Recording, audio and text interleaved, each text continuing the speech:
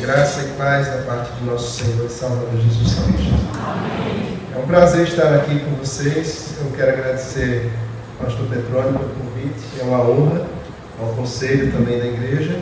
E no sermão que ele encomendou, ele pediu que eu pregasse um tema. Então, antes de pregar, me permita dizer duas palavras. A primeira: homens, se ficarem com raiva, a culpa não é minha. Vocês peguem o pastor Petrônio no meio da semana e se resolvam com ele. Segunda coisa, a palavra que hoje nós vamos trazer, eu me incluo completamente nela. Então, aquele que vos fala é tão pecador e tão necessitado quanto aqueles que ouvem. E esse padrão das Sagradas Escrituras também é o padrão que eu percebo, como vocês, irmãos, homens, também percebem. Essa será aquela noite em que as irmãs ficarão muito felizes, em que elas sairão daqui festejando.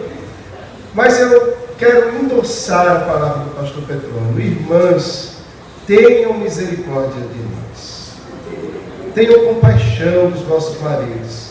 Não saiam daqui dizendo: está vendo, eu não disse. Existe um ditado, um adágio popular, que poderia ser certamente um provérbio: não se chuta cachorro morto. Então, quando ele sair daqui, não fique dizendo a ele: eu não lhe disse, deixa o Espírito Santo trabalhar. Querida irmã, você não foi eleita secretária do Espírito Santo, então deixa Deus operar no coração dos irmãos. E irmãos, se com raiva ficarem, este é o homem que deve ser culpado. Mas, em última análise, não culpem, porque a palavra não é dele, nem é minha. Então culpem ao Senhor Deus. Ele, se tiverem coragem de culpá-lo, é o dono da mensagem, é o dono da palavra. E aquilo que nós traremos e pensaremos hoje é aquilo que a sua santa palavra dispõe para a nossa vida como necessidade de vivermos. Eu quero convidar os irmãos a abrir a palavra do Senhor na primeira carta de Paulo aos Coríntios, no capítulo 11. Eu quero ler inicialmente o verso 1 e o verso 3 desse capítulo 11 da primeira carta de Paulo aos Coríntios. Eu peço aos irmãos que mantenham suas Bíblias abertas. Nós vamos ler esse texto, e esse texto precisa ser entendido à luz de outros textos das Sagradas Escrituras. E nós vamos então, depois desse texto, ir a pelo menos mais 3 textos do Novo Testamento que esclarecem para nós o que o apóstolo Paulo quer trazer nesse capítulo 11. Capítulo 11, verso 1 e verso 3, assim nos diz: sede meus imitadores, como também eu sou de Cristo. Quero, entretanto, que saibais ser Cristo o cabeça de todo homem, e o homem o cabeça da mulher, e Deus o cabeça de Cristo. Vamos orar ao Senhor? Senhor, aplica a Tua palavra ao nosso coração. Opera na nossa vida, de sorte que sejamos transformados pelo poder da Tua palavra, sendo ela aplicada aos nossos corações pelo poder do Espírito Santo, e Ele mesmo nos leve à imagem, à semelhança, a sermos imitadores de Cristo, como a Tua palavra nos exorta, em nome do Senhor Jesus. Amém. Diz que na porta da igreja havia 2 filas. Numa fila havia uma placa dizendo assim: homens que não são líderes espirituais da sua família. E ali tinha uma longa fila de homens aguardando para serem recebidos. E existia então uma outra fila, que de fato não era uma fila, era apenas uma placa lá, dizendo: homens que são líderes espirituais da sua família. E na fila que dizia de homens que são os líderes espirituais, existia apenas um homem aguardando para ser recebido. E ao chegar ali, o pastor estranhou, vendo uma fila com muitos homens que se consideravam falhos nesse aspecto, que não eram líderes espirituais da sua casa, e viu apenas aquele homem e disse: não é possível, qual é o segredo dele? E ao chegar para aquele homem e perguntar: querido, qual é o seu segredo? Como você consegue ser o líder espiritual da sua família? Aquele homem deu de ombros e disse: não sei, eu estou aqui porque minha mulher mandou ficar nessa fila. Esse é um problema que nos persegue, até quando parece que somos os líderes, no final das contas, parece que não é bem assim. Nós vivemos um tempo, irmãos, onde há necessidade clara e evidente de os homens assumirem o seu papel, segundo a palavra de Deus determina para eles. Deles assumirem pelo menos o papel em 3 aspectos que a palavra de Deus determina e define como papéis para o homem de Deus. Como imitadores de Cristo, serem governantes ou reis da sua casa, serem profetas do seu lar e serem sacerdotes no meio da sua família. Esses são os 3 ofícios do Senhor Jesus, os quais precisamos imitar, os quais precisamos perseguir, sendo aqueles que administram, governam, regem a sua casa com amor, aqueles que vivem em intimidade com o Senhor e são profetas no seu lar na medida em que a palavra de Deus está nos seus corações, está nos seus lábios e está nas suas atitudes, e eles ensinam essa palavra à esposa e aos filhos, e na medida em que nós devemos ser sacerdotes, no espírito contrito, em oração, em clamor constante, tal qual Jó era no Antigo Testamento, quando a palavra de Deus afirma que ele oferecia sacrifícios em favor dos seus filhos.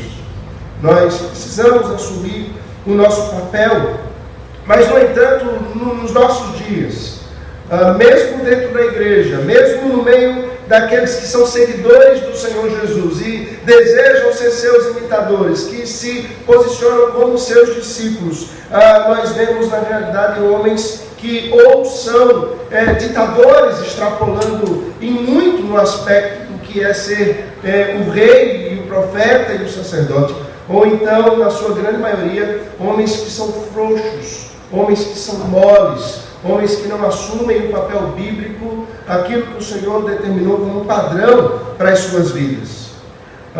Isso é resultado, claro, de anos e anos de luta. É resultado de anos e anos de uma filosofia pagã que é anunciada na nossa sociedade e que sorrateiramente entra no nosso lar, na nossa família, entra no meio da igreja, e aos poucos nós vamos assumindo esta filosofia pagã como sendo uma correta filosofia para ser seguida na nossa vida. Nossos avós, eles certamente não tinham esse tipo de problema. Minha avó, eu tenho 2 avós que se chamam Edith. As 2 se chamam Edith Nascimento. Estranho, né? Mas é assim. As 2 são viúvas. E as 2, a minha avó, por parte de pai, quando meu avô faleceu, a vida dela ficou sem rumo por muito tempo. Ela só queria se vestir de preto, até que descobriu que tinha alergia à cor preta. Então foi obrigada a vestir roupa colorida, é fato. Minha avó era aquela que tinha uma vida de serviço e amor ao meu avô e aos filhos. E foram 14 filhos, então não tinha tempo para mais nada, você deve imaginar. A minha outra avó não foi diferente. Era uma vida dedicada a apoiar, amar o marido e criar os filhos. Também não tinha tempo para outra coisa. Foram 10 filhos.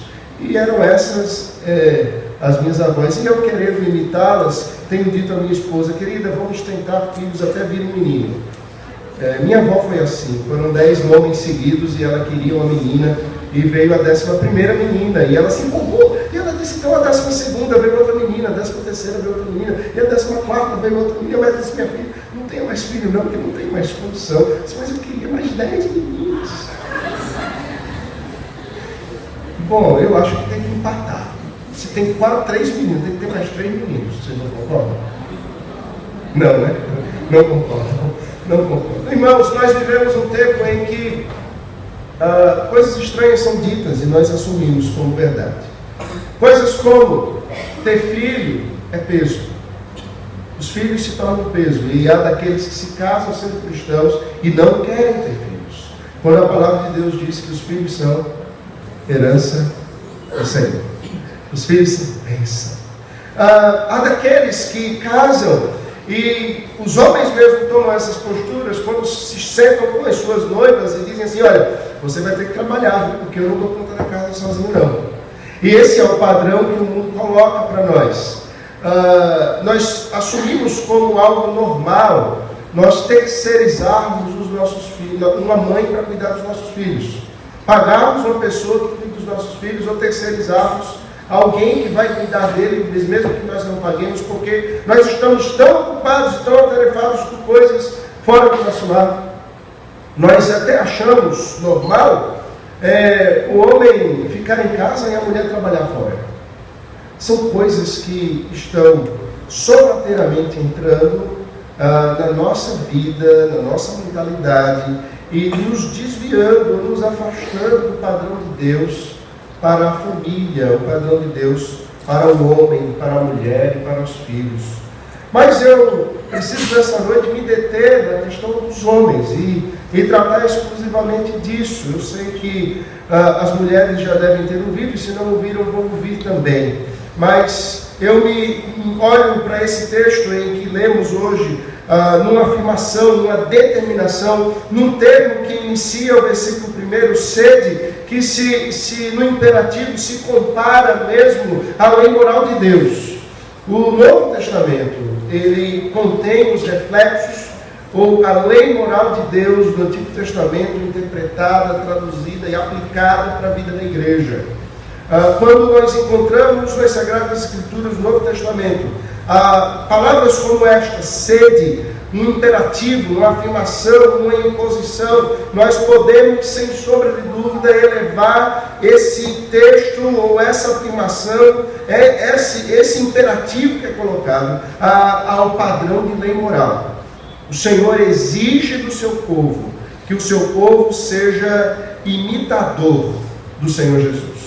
O Senhor exige do seu povo que esse povo tenha um padrão de vida tão elevado que sirva de reflexo, que sirva de modelo, que sirva de paradigma para que outros os imitem, como eles mesmos imitam ao Senhor Jesus. E nesse aspecto, uma palavra voltada diretamente para nós homens. O Senhor exige de nós, irmãos, que nós homens sejamos um padrão altíssimo e elevado de fidelidade, de fé, de moral, de ética, de espiritualidade na presença de Deus, de sorte que os mais novos e aqueles que estão fora da igreja olhem para nós e tenham em nós um paradigma, um modelo a ser perseguido, quando veem em nós a imagem ou a perseguição que temos à pessoa bendita do Senhor Jesus. Nesse aspecto, o verso 3 vai trazer um assunto que é discutido. Quero, entretanto, que saibais ser Cristo o cabeça de todo homem, e o homem o cabeça da mulher, e Deus o cabeça de Cristo. Os teólogos discutem acerca do que seria o termo, a aplicação do termo cabeça, ser o homem o cabeça da mulher, ser Deus o cabeça de Cristo, ser Cristo o cabeça da igreja. E pelo menos duas hipóteses são levantadas. A primeira é que este cabeça seria aquele que dá origem, de onde se emana, de onde surge a vida deste, de quem ele é o cabeça. Então, nessa ideia, o homem seria a origem da mulher, Cristo seria a origem da igreja e Deus seria a origem de Cristo. No entanto, nós encontramos dificuldades teológicas para aceitar esse tópico. E o segundo aspecto, e o aceito na história da igreja, na vida da igreja desde sua antiguidade, é que ser o cabeça significa ser aquele que tenha autoridade. Então, o texto nós poderíamos ler, parafraseando, da seguinte maneira: quero, entretanto, que saibais que Cristo é a autoridade de todo homem, e o homem a autoridade da mulher, e Deus a autoridade de Cristo. Essa é uma realidade que é supra-lapso, ou seja, é supra-queda. Ela está antes da queda, ela existe desde a fundação do mundo. Quando Deus, no seu conselho sábio e eterno, decidiu criar o mundo, o Senhor Deus, ele já era aquele que dirigia, aquele que tinha a autoridade de Pai na eternidade. O Senhor Jesus sempre foi a segunda pessoa da Trindade, e o Filho e o Espírito Santo sempre foi a terceira pessoa da Trindade, e aquele que executa e sustenta a obra eterna do Senhor. Quando o Senhor cria todas as coisas, o Senhor coloca o homem e a mulher como cabeça da criação, como aquele que tem governo e autoridade sobre ela, e os define como vice-regentes de tudo que Ele criou. Ele coloca o homem como aquele que tem o governo sobre a mulher, tendo sido a mulher formada da sua costela, e sendo ela firmada como ajudadora, como auxiliadora fiel, e tendo o homem olhado para ela e encontrado a sua semelhante. A queda vem, e a dificuldade da queda é que na palavra que é dita para a mulher, o Senhor diz, o seu desejo será para o teu marido. E esse para o teu marido pode ser traduzido de duas maneiras também. A palavra para, ela no hebraico tem pelo menos dois significados. Ou no sentido de ser para ele, ou ela tem toda a sua vontade dirigida em função do seu marido, ou então, uma segunda tradução, ela tem toda a sua vontade dirigida contra o seu marido. Eu acho que nenhuma das duas exclui. Uma não exclui a outra. Por causa da queda, nós vivemos então uma crise, e homens e mulheres se bipolarizam, onde o desejo da mulher se torna para ele e se torna também contra ele. E daí vem a luta, aquela chamada guerra dos sexos. E nesse aspecto, irmãos, nós homens começamos a ter dificuldades no governo. Começamos a ter dificuldades em demonstrar o amor na maneira que governamos. E por isso que eu disse no início que o texto sagrado que lemos, ele precisa ser entendido à luz de outros textos. E eu quero pedir que você avance um pouco. E nós vamos então a Efésios, no capítulo 5. E nós vamos perceber, então agora, uma amplitude maior para o entendimento do que é ser o cabeça, do que é ser aquele que tem o governo sobre a mulher. E o texto sagrado, no capítulo 5 de Efésios, a partir do verso 18, diz o seguinte: e não vos embriagueis com vinho, no qual há dissolução, mas enchei-vos do Espírito, falando entre vós com salmos, entoando e louvando de coração ao Senhor com hinos e cânticos espirituais, dando sempre graças por tudo a nosso Deus e Pai, em nome de nosso Senhor Jesus Cristo. Preste atenção agora. Sujeitando-vos uns aos outros no temor de Cristo. Há uma sujeição mútua. A sujeição se manifesta no sentido em que a mulher ela é submissa ao marido que governa, e este marido que governa, ele se sujeita indo à cruz por causa da sua esposa. Essa ideia ela vai ser bem esclarecida a partir do verso 22. Volte seus olhos para o texto, em que diz o seguinte: as mulheres sejam submissas ao seu próprio marido, como ao Senhor, porque o marido é a cabeça da mulher. Ele começa a explicar aqui o que é essa sujeição de uns aos outros. A mulher seja submissa ao marido, porque o marido é o cabeça da mulher. Mais uma vez, Paulo tratando da ideia de governo do homem. Como também Cristo é o cabeça da igreja. O texto de Coríntios sendo repetido, sendo este mesmo o Salvador do corpo. Como, porém, a igreja está sujeita a Cristo, assim também as mulheres sejam em tudo submissas ao seu marido. Agora, como é que o marido e a mulher são sujeitos uns aos outros? Agora vem a maneira como o marido demonstra o seu amor e a sua sujeição. Maridos, amai vossa mulher, como também Cristo amou a igreja e a si mesmo se entregou por ela, para que a santificasse, tendo-a purificado por meio da lavagem da água pela palavra, para apresentar a si mesmo igreja gloriosa, sem mácula, nem ruga, nem coisa semelhante, porém santa e sem defeito. Assim também os maridos devem amar a sua mulher como ao próprio corpo. Quem ama a esposa, a si mesmo se ama, porque ninguém jamais odiou a própria carne, antes a alimenta e dela cuida, como também Cristo o faz com a igreja, porque somos membros do mesmo corpo. E ele volta para, então, fazer uma referência ao episódio em que o Senhor cria a mulher, e Adão declara isso: eis porque deixará o homem a seu pai e a sua mãe, e se unirá à sua mulher, e se tornarão os dois uma só carne. Nós vemos aqui a sujeição.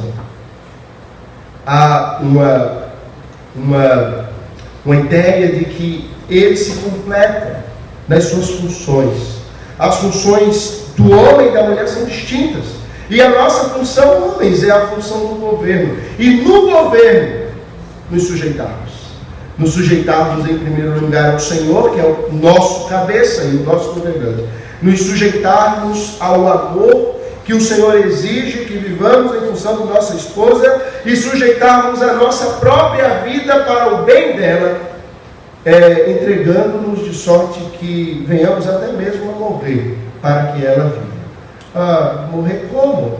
Certa vez, conversando com um marido que havia sido abandonado pela esposa e que havia saído de casa com as 2 filhas e vindo para Recife, e não queria mais saber daquele homem. Ela não era crente, ele também não era crente, e Deus, em sua misericórdia e grandiosa sabedoria, levou esta mulher à submissão do Evangelho, e ela se converte, e ela passa a crer em Jesus. Esse homem também é alvo da operação do milagre da salvação lá na cidade dele, outro estado brasileiro, e ele se converte lá também.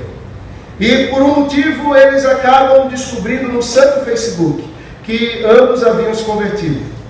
E o Facebook não é de todo mundo, tá vendo? E então ele sai lá da sua cidade, no centro-oeste brasileiro, vem para Recife, e ele quer se encontrar com essa esposa. Eles não estavam divorciados ainda, e ele quer reatar o casamento, o relacionamento. Afinal de contas, ele tem 2 filhas, e ele diz: eu amo essa mulher. Mas quando ele chega no aeroporto, ela vai ao aeroporto, mas ele acha que, como naqueles filmes românticos em que na praia um olha para o outro e se encontra, e no vento os cabelos esvoaçantes e o sol ao fundo e uma música maravilhosa tocando, e os vestidos, e ele maravilhoso e musculoso, correndo, eles vão se abraçar em um beijo romântico. O filme acaba e aparece a legenda: felizes para sempre. Não existe isso. Existe. Na vida real não é assim. Ele chega no aeroporto, e quando ele sai, belo, bonito, daquela sala do desembarque, ela está com a cara meio estranha do lado dele. Ele achava que ela ia se jogar aos seus pés em lágrimas, pedir perdão e dizer: por favor, me aceite, meu amor. Não houve juras de amor eterno. Não houve inicialmente pedido de perdão. Ela queria conversar. Ela queria botar os pontos nos is. Ela queria bater um papo com ele, saber como estava a vida, e, enfim, eles começarem uma conversa a fim de, quem sabe, de repente as coisas se ajustarem. E esse homem chega lá no meu gabinete. Na época ela frequentava a igreja que eu pastoreava, e ele diz: olha, eu vim de tal lugar, gastei dinheiro, e essa mulher me recebe desse jeito. Eu a perdoo, eu sempre fiz isso, e ela é assim. Aí quando ele terminou, eu disse: falta você fazer alguma coisa. Ele: o que, pastor?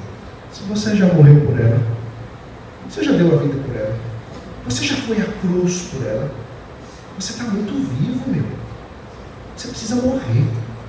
Você precisa acabar com essa conversa do que você fez, e você precisa então ser elevado no andor e beatificado por ela. Acaba com isso. Você é um pecador miserável, você precisa morrer. Enquanto você não morrer, você não cumpriu o padrão de Deus para a sua vida como homem, como marido.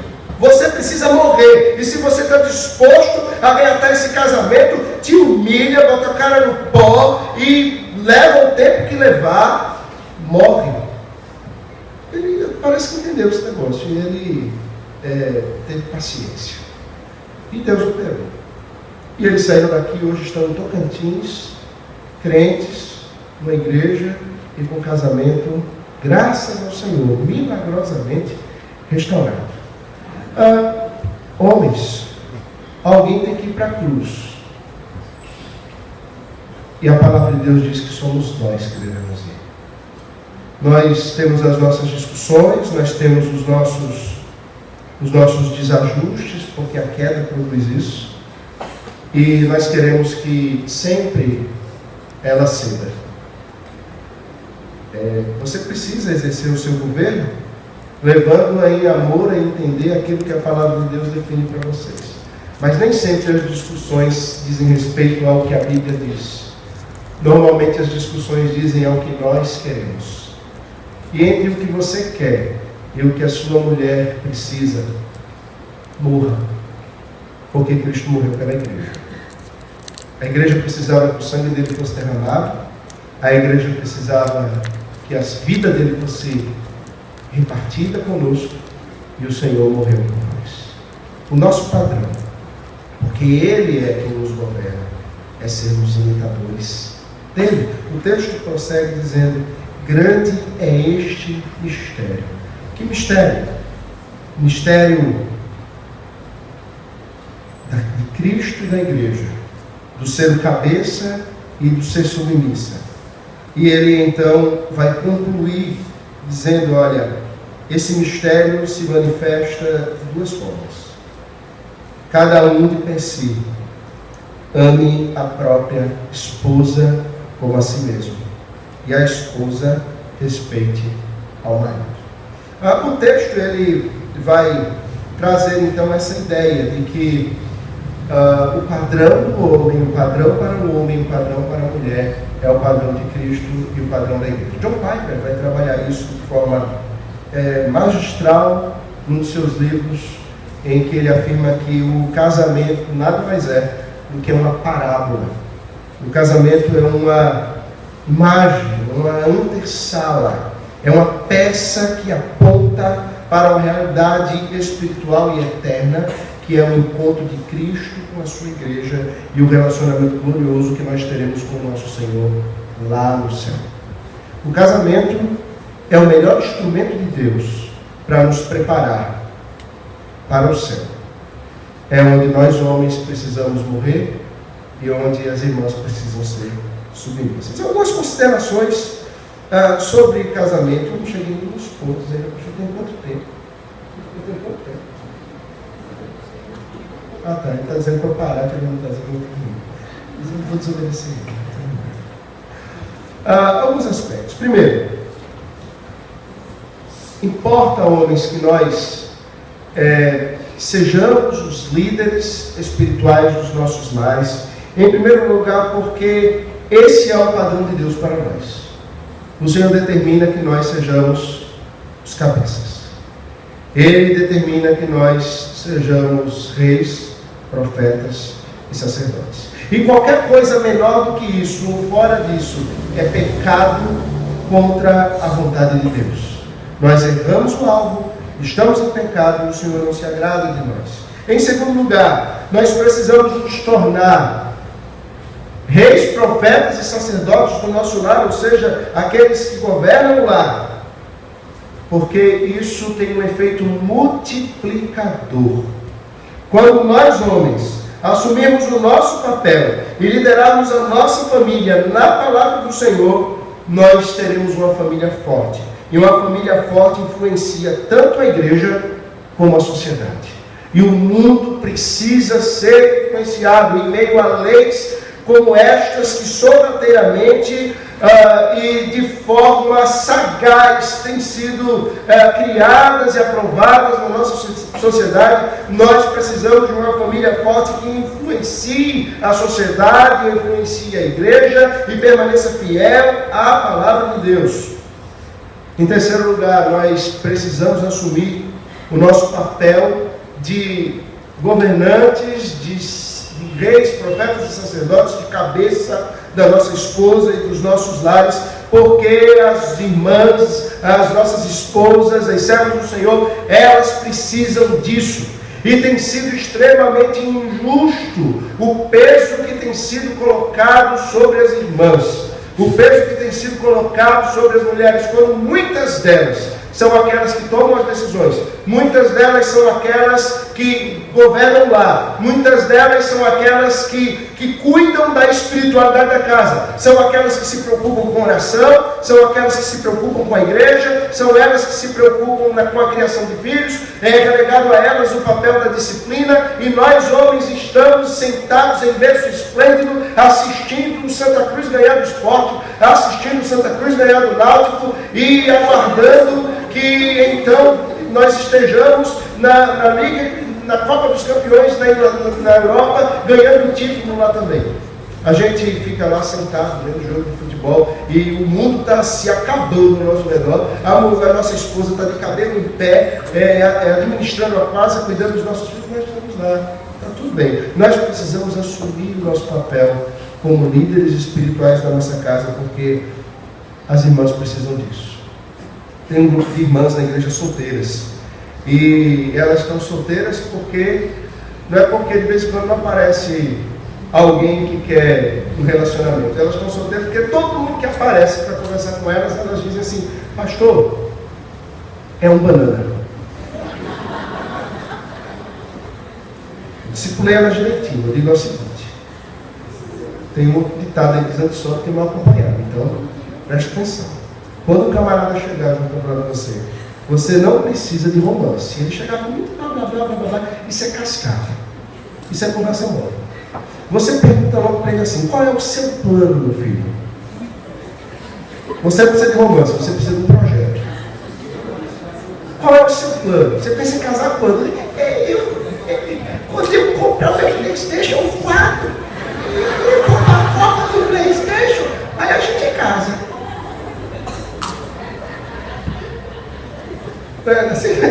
Antigamente os homens iam à guerra para defender as suas mulheres. Hoje em dia os homens vão à guerra do PlayStation. E o tempo vai passando, e o camarada tem 27 anos de idade, está terminando o segundo grau, tomando uma madeira e comendo papa pela beirada, com medo de quebrar a língua. E as mulheres estão lá, com bandana na testa, vestida do exército, com metralhadora na mão, indo à luta. As coisas estão completamente perdidas. Em quarto lugar, nós precisamos assumir o nosso papel, porque ao assumirmos o nosso papel, o Senhor Deus é glorificado, porque Ele nos criou para a glória dEle, e nós só podemos glorificá-lo quando nós obedecemos a sua palavra. Ao considerar a seriedade de seu papel como homem, olhe para o Senhor Jesus. Ele é o perfeito modelo de liderança espiritual. Não há melhor exemplo de amor, serviço, responsabilidade, santidade e mansidão. Jesus mostra aos homens como serem fortes e ternos ao mesmo tempo. O Senhor Jesus é um modelo de amor, de serviço, de responsabilidade, de santidade e de mansidão. Me permita, então, partir para algumas aplicações agora.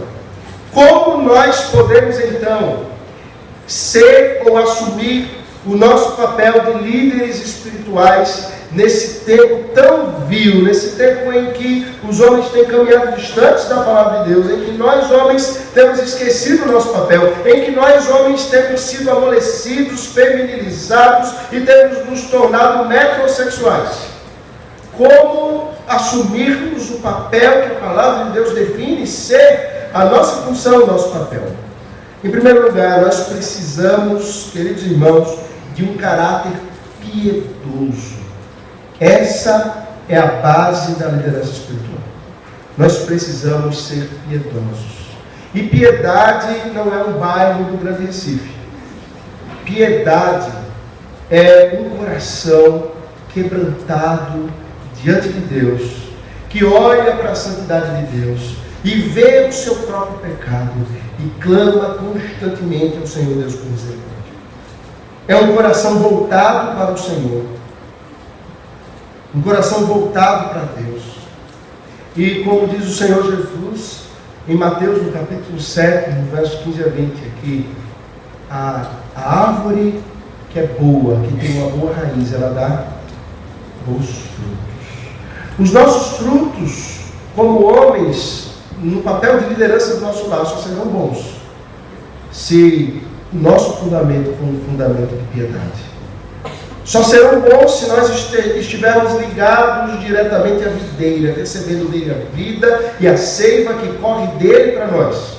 E aí nós teremos proteção para a nossa família, teremos suprimento para a nossa família e seremos aqueles que guardam e cuidam e governam biblicamente.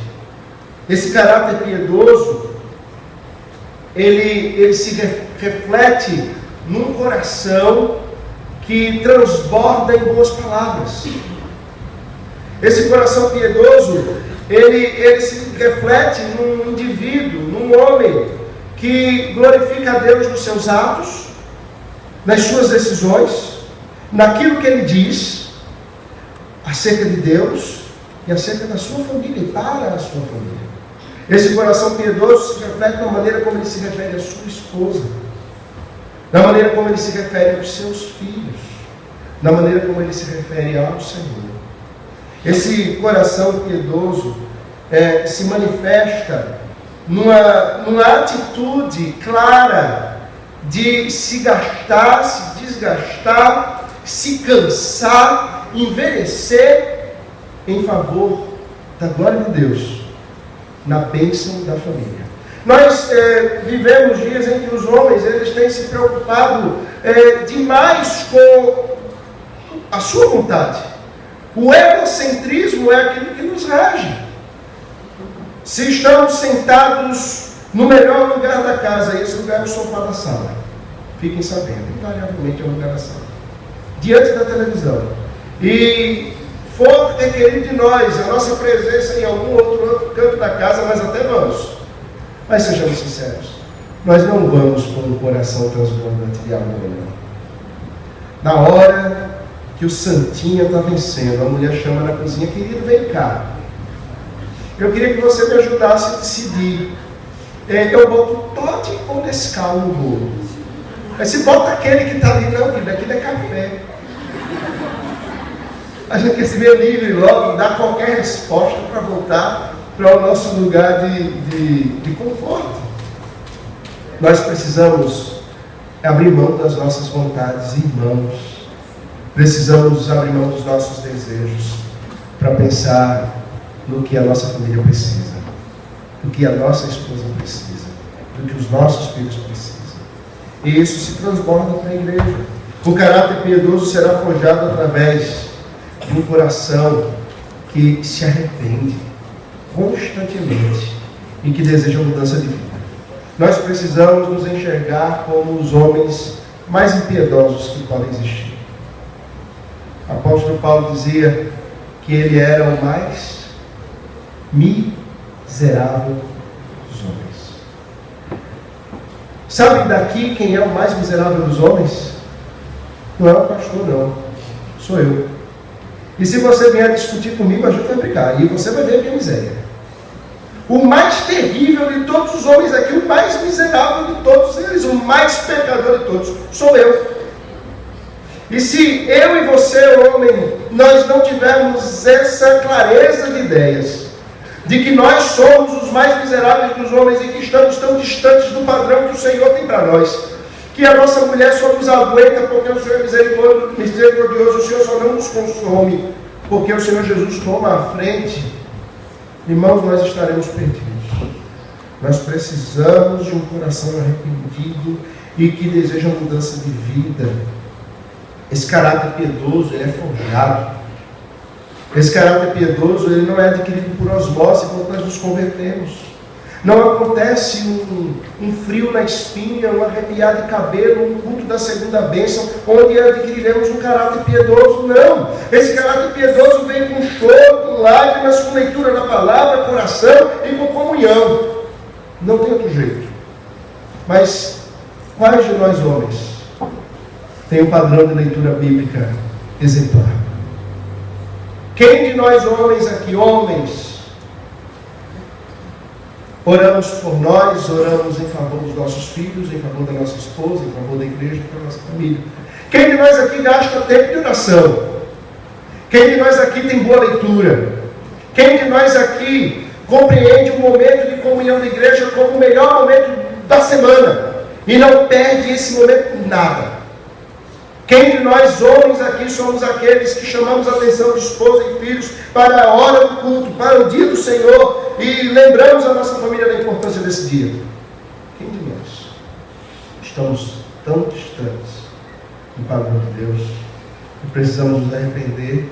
Homens, precisamos chorar diante de Deus e precisamos buscar do Senhor o coração piedoso, indo à sua palavra, indo à oração, indo à comunhão. John Bunyan dizia, e John Bunyan era um homem forte, um homem com filhos, tendo uma delas cega, uma esposa que sofreu nos mais de 10 anos que esteve preso por pregar a palavra de Deus da maneira que a Inglaterra achava que não deveria ser pregada. E John Bunyan diz o seguinte: você pode fazer muitas coisas além de orar, mas você não pode fazer nada antes de orar. Nós precisamos ir aos pés do Senhor em oração, acordar nas madrugadas e clamar ao Senhor. Em segundo lugar, o líder precisa assumir sua responsabilidade. Assuma. Não dê desculpas. Eu não tenho tempo, pastor. O trabalho me consome. Eu não sei como fazer, eu não fui ensinado.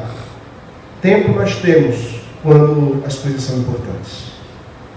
Se não formos ensinados, temos o Espírito Santo, que é aquele que nos ensina todas as coisas na Santa Palavra. Não há desculpas. Precisamos assumir a responsabilidade. Se necessário, buscar auxílio, buscar ajuda, mas assumirmos a nossa responsabilidade. Em terceiro lugar, supra as necessidades materiais da sua família. Nós temos vivido um tempo em que muitas mulheres têm suprido a casa e os homens ficam a reboque delas. Querido, o papel de suar e comer com o suor do rosto foi dado ao homem, não à mulher. Eu não estou dizendo aqui que você, irmã, não pode ter uma profissão, você não pode se envolver em uma atividade, você pode, desde que com isso seus filhos não sofram e a sua casa e a sua família não sofram. E desde que com isso você não tenha um peso que não é para você, que é para nós, homens. Mas eu não arrumo emprego. Você pode até não arrumar emprego, trabalho você arruma. Vá capinar, vá vender pipoca, vá vender picolé na praia, faça uma feijoada e bota na esquina. Vá fazer quem quer acha. Supra a necessidade material da sua família. Homem, essa é sua obrigação. E naquele grande dia o Senhor vai nos cobrar se não estivermos fazendo isso. Essa não é a mais importante ou a única coisa que nós vamos fazer como líderes, mas sem dúvida alguma é uma das nossas obrigações. E eu caminho para o fim. Em quarto lugar, tenha um coração de um líder devotado, no amor sacrificial, na ternura para com a família, no discernimento. E eu não posso mais ir ao texto, mas em 1 Pedro, capítulo 3, no verso 7, o Senhor fala que o trato da família, o marido deve, no trato da família, agir com discernimento. Esta palavra discernimento em 1 Pedro significa compreender a necessidade dos membros da família. Haja sabendo quem é a sua esposa, quais são as necessidades, a fragilidade dela. Haja compreendendo quais são as características de um filho, do outro e do outro. Seja profeta, seja sacerdote, nas necessidades que cada um deles tem de per si. Seja pastor da sua casa. Haja com ensino. E nessa questão do ensino, queridos, há necessidade de nós ensinarmos, nós homens, ensinarmos a palavra de Deus no nosso lar. Isso tem sido delegado às mães, mas esse não é o papel das mães, esse é o nosso papel. Quando as mães não estiverem presentes, os pais não estiverem presentes, as mães estão supridas, de amor e de graça e do ensino para, na ausência do pai, fazê-lo. Mas primordialmente esse é o nosso papel. Nós precisamos de oração com a família e pela família. Nós precisamos de boa leitura com a família. Nós precisamos de algo que os nossos pais faziam. E quem cresceu na igreja lembra disso. Culto doméstico. Você vai dizer, eu não tenho tempo. Meu irmão, chegar lá em cima, o Senhor vai perguntar como você usou seu tempo.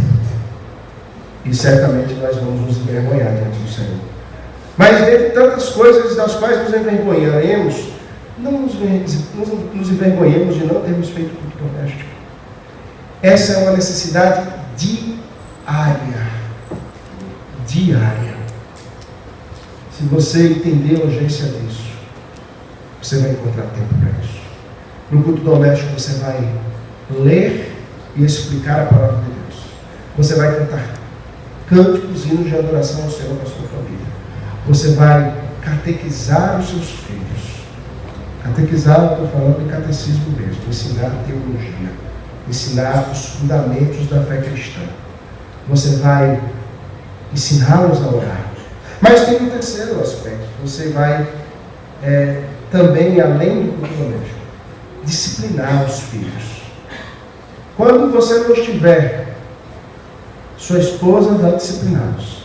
Mas quando você estiver, é com você. É você que vai chamar. E não me venha com a lei da palmada. A Bíblia fala de vara. E Provérbios trata a vara como algo que acerta as costas. Provérbios trata a vara como algo que é físico. Isso não é uma figura de linguagem. Eu me lembro que minha mãe, ela me obrigava a ir no quintal e eu tinha que escolher a minha vara. Então, minha faquinha, meu filho, a varinha já está seca. A varinha ficava pendurada no corredor da casa. Era uma casa comprida, tinha um corredor lá no fundo, estava a varinha pendurada. Mamãe, quando pegava a varinha, fazia assim. Estava seca. Ela não fazia mais um barulho maravilhoso. É quando ela não fazia mais. Ela dizia, está seca, filho, vai lá no quintal. E tinha um pé de carambola. E ela dizia, vai lá no pé de carambola, escolhe uma varinha e traz para eu testar. Você sabe que eu era o objeto dos testes. Irmãos, sabe quanta terapia eu fiz por causa disso? Sabe quanto Rivotril eu tomo por causa disso? Quantas vezes eu acordo de madrugada pensando que mamãe vai bater no meu bumbum? Nenhuma. Louvado seja o nome do Senhor pela minha mãe, que não economizou varinhas no meu bumbum. O Senhor me preservou. O Senhor não permitiu que eu me desviasse. E a frase dela era: os olhos do Senhor estão em todo lugar. Quando eu ia fazer uma coisa errada, eu olhava para o céu e via o céu se abrindo e Deus com 2 olhos gigantes em cima de mim. Eu dizia, não, Jesus, faço nada. Nós, homens, precisamos disciplinar. Minha mãe foi que me disciplinou, porque meu pai também era um destes que fugia de disciplinar os filhos. A única vez que eu me lembro de meu pai me disciplinar, ele estava uns 10 metros de distância e dizia, menino, jogou um chinelo e ele passou assim. Parecia Matrix, né? Estava passando, era chinelo voando. Não me acertou um. Esse é o nosso papel, irmãos. Eu sei que as minhas filhas me amam, mas quando eu bato, eu bato. Minha mão vem aqui e vai lá. E quando acontece isso, a gente já conversou sobre o pecado, e eu digo a elas, filhas, qual é o salário do pecado? A morte. Vocês pecaram. Qual foi o seu pecado? Eu menti, eu briguei, eu fiz isso. O que é que você merece? Morrer. Mas estão vivas. E aí é o momento de evangelizar o coração delas, né? E que momento glorioso, o momento de evangelizar o coração dos filhos. Filha, você não morreu, porque Jesus morreu no seu lugar. Mas o pecado tem as suas consequências. Você vai apanhar. A mãe dá 5, eu dou 3. porque eu sou mais piedoso. Não, porque a minha mão é mais pesada, claro. Ela dá de varinha, eu dou com a minha mão, porque eu não consigo medir a força com a vara. Eu preciso sentir para não bater com muita força. Mas tem que doer. E as minhas digitais ficam estampadas ali. E depois de apanhar em meio ao choro, a gente se abraça. Às vezes elas choram, eu estou chorando com elas, porque eu me vejo no pecado delas. Eu digo, Senhor, porque elas se parecem tanto comigo. Podia parecer mais com a mãe, aquela santa, porque se parecem tanto comigo. E nós nos ajoelhamos juntos. E que momento bom é quando elas mesmas oram e dizem, Senhor, me perdoa, Papai do céu, me perdoa pelo meu pecado. Eu fiz isso. Lava o meu coração e me ajuda a nunca mais fazer isso, Senhor. Isso se repete às vezes mais do que uma vez por dia. Mas nós somos assim. Quem de nós não é assim? Mas, irmãos, homens, esse é o nosso papel. É a nossa função. Eu disse que era o último, mas eu esqueci de mais um. Eu disse, você prometo. Homem, comunique-se. O Senhor Deus te fez antes da mulher e Ele te fez ter um treinamento durante aquele dia. O Senhor conversou com você, o Senhor se comunicou com você, Ele disse o que você deveria fazer, Ele mandou você passear pelo jardim, você dá nome aos animais. Houve um diálogo. Você precisa comunicar-se, e na sua comunicação você precisa comunicar graça, você precisa comunicar perdão, você precisa comunicar amor, você precisa comunicar ternura, você precisa comunicar a disciplina do Senhor, mais sagradas Escrituras, que são a nossa única regra de fé e prática. As psicologias, as filosofias do nosso tempo vão dizer diferente. Vão dizer que esse não é o seu papel. A família não é mais homem, mulher e filhos. A família é uma coisa qualquer que a imaginação pecaminosa do homem tem criado. Mas a família que Deus criou é um homem que é rei, profeta e sacerdote do seu lar. Uma esposa submissa e fiel. Filhos que são criados na administração do Senhor e onde o Senhor é glorificado. Que o Senhor aplique a sua palavra ao nosso coração e faça com que vivamos para a glória dele. Amém.